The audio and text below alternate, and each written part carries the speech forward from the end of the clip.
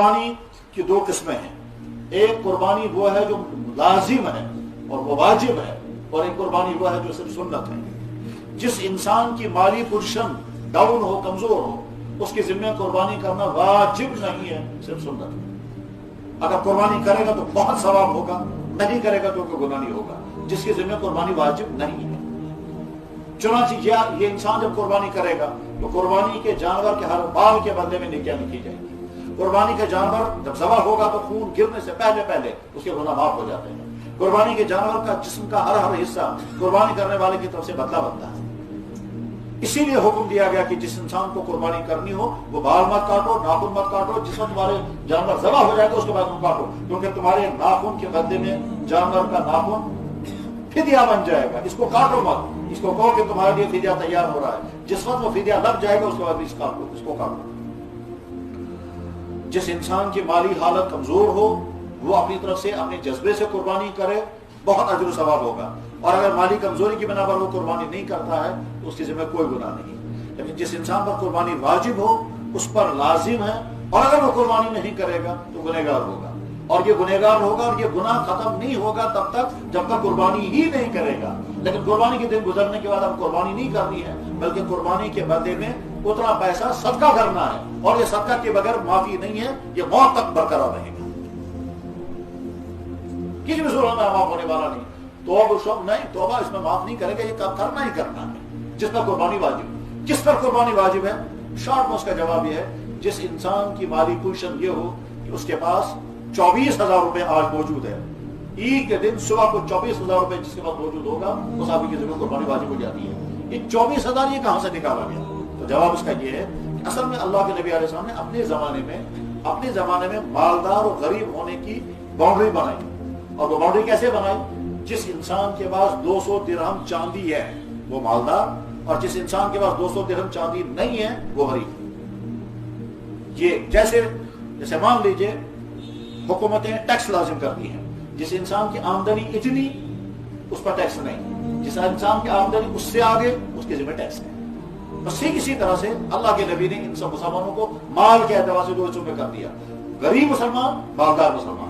غریب مسلمان وہ ہے کہ جس کے پاس اتنا مال نہ ہو جس پر قربانی اور زکات لازم ہو جاتی ہے. مالدار مسلمان وہ ہے جس کے پاس اتنا مال موجود ہے کہ جس پر قربانی اور زکات واجب ہو جاتی ہے. یہ مالدار مسلمان ہے. وہ کتنا؟ تو جس انسان کے پاس 200 درہم چاندی، اس زمانے میں درہم ہوتے تھے اور چاندی ہوتی تھی، تو جس انسان کے پاس 200 درہم کی چاندی یا اس کا پیسہ موجود ہوگا اس پر وہ مالدار مسلمان ہے. اب آج چونکہ درہم نہیں ہے، درہموں کا دور ختم ہو گیا تو تولوں کا زمانہ شروع ہوا تھا. اس زمانے میں تولوں سے حساب کرتے تھے، تو ایک محتاط حساب لگایا گیا. جس انسان کے پاس 52.5 تولہ 52.5 تول چاندی جس کے پاس ہوگی وہ مالدار مسلمان ہے، اس کو قربانی کرنی ہوگی. اب آج تولے بھی نہیں رہے، اب آج جو ہیں وہ تو گراموں کا زمانہ ہے. اب جب ان تولوں کو گراموں میں کنورٹ کیا گیا وہ 612 گرام چاندی بن گئی. تو جس انسان کے پاس 612 گرام چاندی ہوگی، جس انسان کے پاس 612 گرام چاندی ہوگی وہ انسان مالدار ہے. اب ایک شخص یہ کہتا ہے کہ جی میرے پاس چاندی تو نہیں، میرے پاس کیش رقم ہے. تو جواب آئے گا کہ اگر آپ کے پاس اتنا پیسہ ہے کہ آپ 612 گرام چاندی خرید سکتے ہیں، یعنی 200 درہم چاندی آپ خرید سکتے ہیں، تو آپ مالداروں کی لسٹ میں آ گئے، آپ کی ذمہ قربانی لازم ہوگی. ہمارے معاشرے میں جہاں بہت سارے مسائل میں بڑی کوتاہیاں ہیں، وہیں قربانی کے لازم ہونے میں اور اس سلسلے میں بڑی کوتاہیاں پائی جاتی ہیں. یعنی ایسا بھی دیکھا گیا کہ ایک انسان عید کے دن 10-20 ہزار روپے خرچ کرنے کو تیار ہے، قربانی کرنے کو تیار. اس میں بھاڑے ڈھونڈتا ہے، بقید کس قربان، ایسے مجبور 10 قسم کے قربانیاں. بلکہ آپ کو تعجب ہوگا کہ جو حضرات حج کرنے کے لیے گئے ہیں اکثر حضرات فون کر کے پوچھتے ہیں ایسے کس طرح دین قربانیاں سے. ظاہر ہے وہ لاکھوں کا روپیہ خرچ کر کے وہ کر رہے ہیں، اور جو قربانی لازم ہے وہ چاہتے ہیں یہ ہمارے سر سے اتر جائے. ایسے کے جو دین قربانی، ایسے کیا شکرنی قربانی، ایسے حج میں کرنی چاہیے. ہم کو تو حج میں قربانی کرنی ہے، یہ قربان کیا ہے اس کو ہوتا ہے. یعنی سوال کرنے کے انداز سے لگتا ہے یہ چاہتا ہے کہ یہ معاف ہو جائے، میرے ذمہ قربانی نہیں رہنی چاہیے. اسی طرح سے یہاں گھروں میں بے شمار خواتین کا معاملہ یہ ہے، ان کے پاس لاکھوں کا سونا ہوگا، قربانی نہیں کرتی ہے.